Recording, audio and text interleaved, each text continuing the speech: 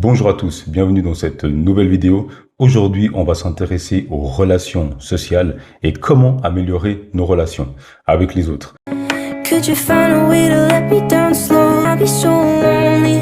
If you're leaving, baby, let me down slowly. Je vous partagerai quelques éléments de vie qui m'ont énormément aidé à avoir vraiment une vie que je peux qualifier de très riche grâce justement aux autres et à la relation que j'ai avec les autres. Et avant d'être des ingénieurs, des informaticiens ou des entrepreneurs, nous sommes avant tout des êtres humains.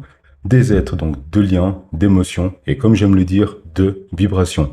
Ce qui nous rend réellement vivants, c'est pas tant nos projets ou nos titres, mais c'est bien la qualité de nos connexions. On va organiser ça de la sorte, l'interne et ensuite l'externe. Pour tout ce qui est interne, il y aura 3 points selon moi. Le premier, le miroir social. Le second, l'identification de ses passions. Et le troisième, l'identification de ses blessures. Prenons le tout premier qui est le miroir social.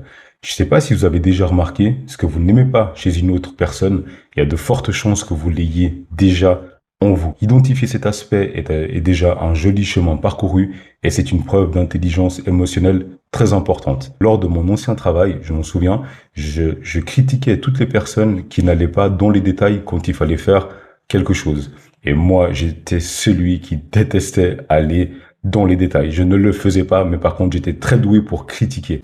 Bad boy. You are a bad boy. Donc déjà, de reconnaître ça, ça permet de ne pas faire l'erreur de critiquer des choses plus tard parce que simplement, c'est quelque chose en nous qui n'est pas réglé. Le deuxième point, ce sont les passions. Donc quand je dis passion, c'est vraiment d'identifier ce qui nous fait vibrer. Quand on en parle, on ressent des émotions extrêmement positives car ces émotions-là, elles vont être contagieuses. Par exemple, moi, c'est vraiment tout ce qui est en lien avec le rapport à l'autre, mais aussi les pays, les voyages, les cultures, etc. C'est des choses réellement qui me font vibrer à un niveau extrêmement élevé. Et je sais que par ce biais-là, j'arrive très très bien à connecter avec les autres. Je vais vous prendre un exemple. Je faisais un réseautage avec une personne. Cette personne, elle avait un nom à connotation du Maghreb. Ayant voyagé au Maghreb, j'ai pas mal en fait de connaissances sur le pays, les traditions, etc.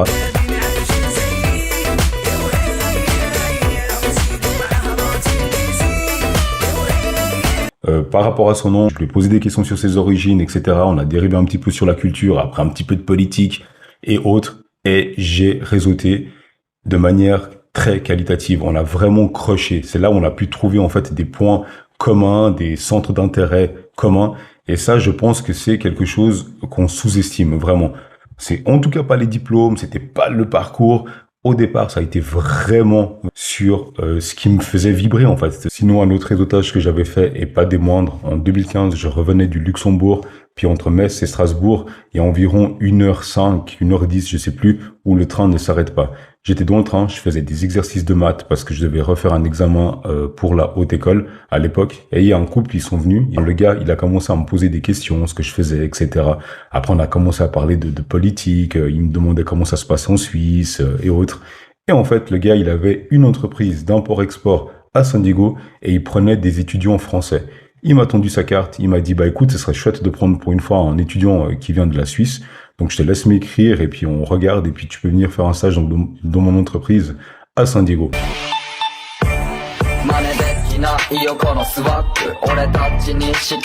Et le troisième point, il s'agit donc des blessures.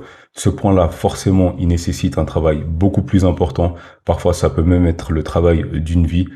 Et quand je parle de blessures, il s'agit dans un premier temps de ne pas connecter avec une personne simplement pour venir nourrir une blessure. Et ça, comme exemple, une personne donc qui a telle ou telle souffrance va rechercher en fait dans la relation à combler cette souffrance. Et ça conduit à toute forme d'abus possible, de biaiser en fait la relation dès le départ, parce qu'en réalité, on n'est pas en train de parler le même langage. On est en train d'essayer de régler quelque chose d'interne par une relation. Et une personne qui souffre, par exemple, de telle chose, dès qu'elle va recevoir un compliment ou quelque chose d'une personne, elle va tout de suite se sentir flattée. Ce traumatisme qui va être provisoirement comblé.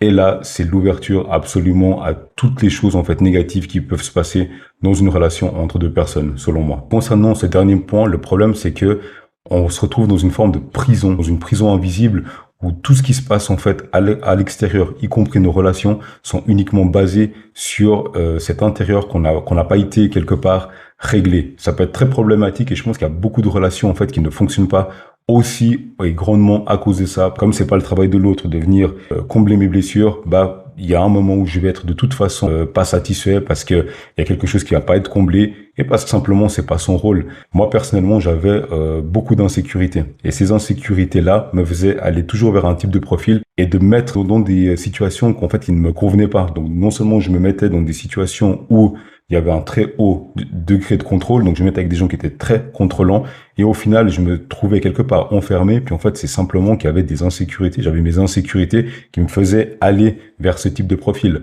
Et voilà, et on arrive donc à la deuxième partie, qui sont les éléments externes.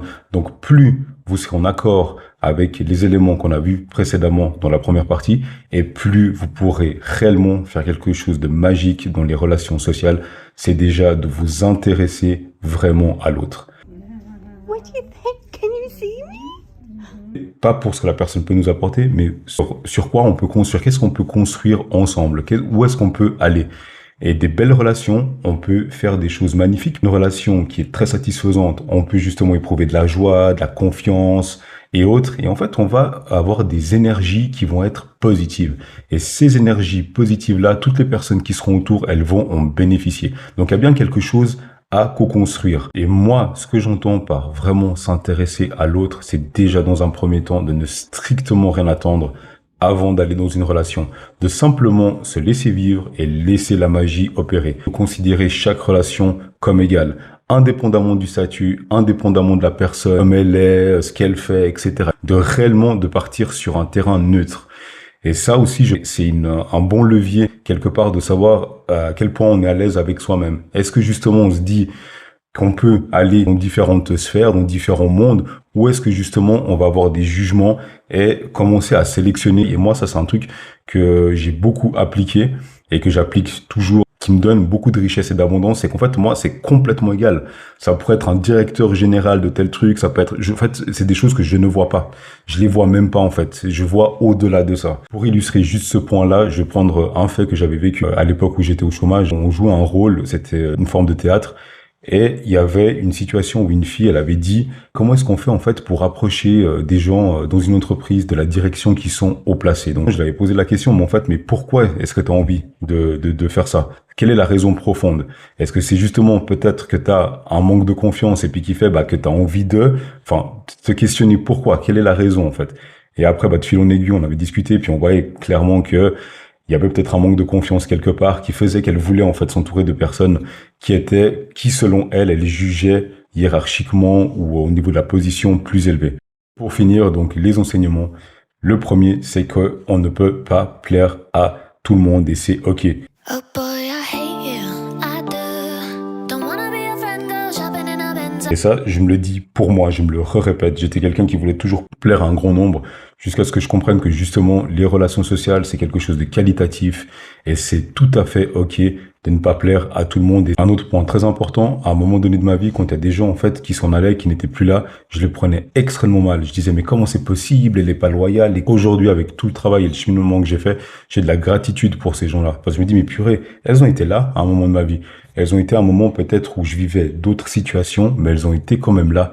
Donc j'ai changé complètement cette perspective. Et le mot de la fin, intéressez-vous aux autres, non pas pour combler vos blessures, mais bien pour nourrir vos passions. Plus vous êtes ouvert au monde, plus vous êtes curieux, plus vous élargissez votre champ de savoir et plus vous aurez des sujets, des leviers pour réellement connecter avec les autres personnes.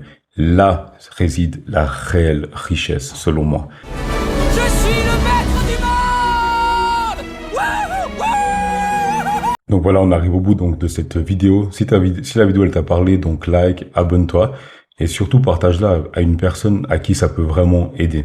Donc, c'est un sujet qui est relativement complexe. Il y aura des podcasts qui vont venir. Il y a différents leviers. Le prochain podcast qui va sortir, donc, qui va s'appeler Être à sa place.